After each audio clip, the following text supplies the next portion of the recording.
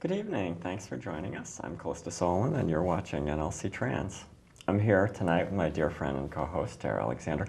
And if I sound funny, it's her fault. She gave it to me, whatever it is. Anyway, I'm losing my voice here, and I'm going to blame you no matter what. That's all right. Tonight we have two very special guests. We have Barbara Althen, who is with PFLAG. You are the president of the Southeast chapter, which is in Noack. Right. You also represent Hands Against Hate, which we're going to talk about certainly tonight. Yep, I'm excited about that. We have a big project coming up, so I'm looking forward to telling everybody about it. Great, great. And you brought us something we've been trying, this is something we've been trying to do for a long time. You were nice enough to bring us a parent. Now this is Kathy Duggans, and you are the parent. You belong, obviously, you belong to PFLAG. I do. And we're going to talk a whole lot more about PFLAG in a minute. Okay, but great. But you are the parent of a child who is Gay. gay. Okay. Yes. I'm not sure. We cover so much ground as far Yes. as sort of gender Yes. nonconforming and sexual nonconforming. He identifies himself as gay. All right. So a gay child. Yes. And we would love to hear all about what this is like. See, this is a perspective that we don't really get very often. Yeah, we've talked at length about, when we realize and accept who we are, Yeah. and we come out to our loved ones, we drag our loved ones through a process as well. That's when Yes. that's when our journey begins. Yes. Right. Yes. And And that's what we want to hear about. Okay. What that's like. Great. We talk about how it's kind of unfair on both sides of the fence, because you're gonna come out to your family, and that's when you're looking for support, Right.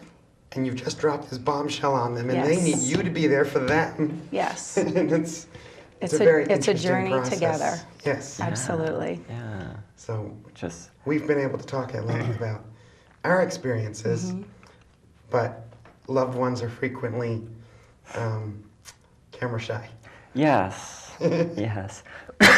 We do have some parents that have wanted to come on, but like Lily's mother wants to come on very badly, but Lily won't let her.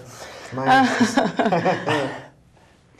I think mine will be susceptible to more pressure, but Yes. But it's an interesting perspective and one that we've wanted to explore. And certainly your group, PFLAG, that's sort of what it's all about. Really, it is. It's really a support group, but we're also in a position where we want to be able to advocate for people, and then we want to be able to educate people. So we have sort of a multi-layered job, but without a doubt, one of the most important things that we do is provide support in our group. And we're really happy to do that. And Kathy and her husband Tim have been really wonderful, and their son Sean and his friend Dakota. They've been coming to meetings. Yeah, it's been a really wonderful experience. It's been good for PFLAG for them to be a part of our group. Yes. And I think it's been good Absolutely. for you to be part of our group. So Absolutely. it's the best case scenario. The relationship that we have is really the best case scenario. It doesn't always work out this well, but Right. it's the best of what we do. It really is. Yeah. PFLAG's a really neat organization. The organization started in the early 70s. When the gay pride parades were first starting, a woman named Jean Manford, who had a really great way of supporting her son. Her friend started asking her to talk about being gay and how do we support each other and that sort of thing. And it was really sort of the seed of the PFLAG group. And it took about 10 years for informal support groups around the country to come together. And probably about somewhere around the 80s, PFLAG became a national organization.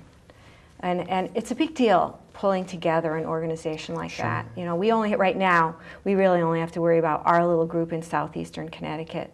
But Connecticut now has 5 PFLAGs. You do? Wow. Yeah, there's one in Norwalk. Okay.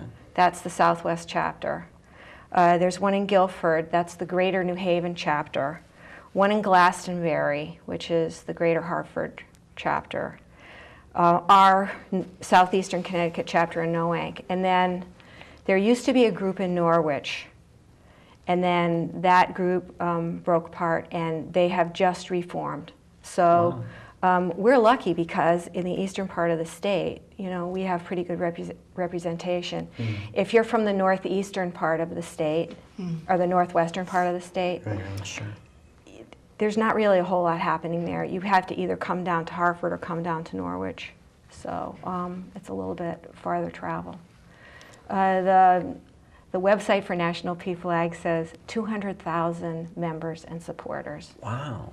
And it seems like it should be more than that, doesn't it? It really does. But Still, all that's a over big the number. country, yeah. Sure.